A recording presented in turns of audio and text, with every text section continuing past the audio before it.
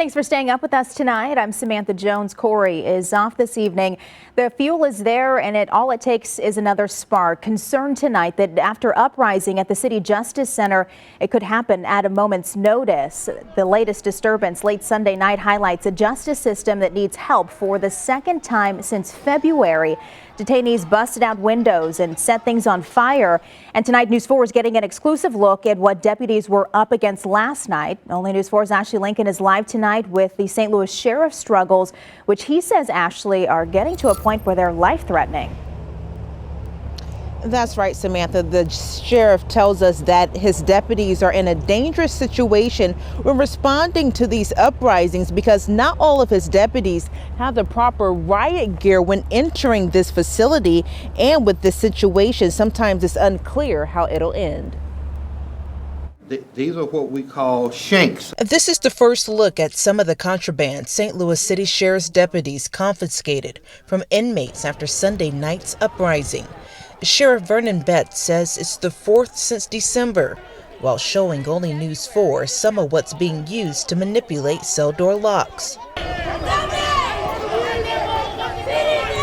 A piece of 2x4, and this is what they use to jam up the doors. So this is their homemade jammer. This piece of cardboard. The uprising only really becoming apparent to the public after the first one in February, and the one late Sunday night.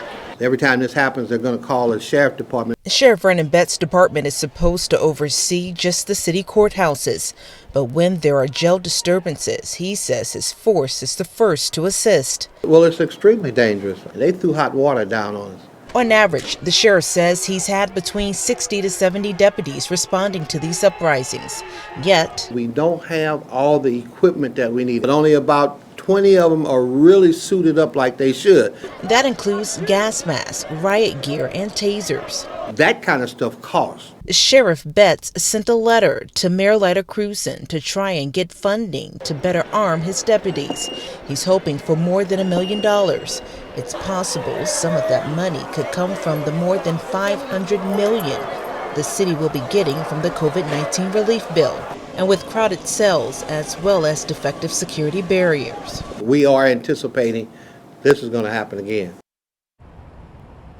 And despite Sheriff Betts sending that letter to Mayor Crewson, it'll be up to the next mayor, who will be elected tomorrow, to decide on if his office will receive that additional funding, Sam. And Ashley, the money that the sheriff is asking for is a lot. Is he ready to hold his ground on that?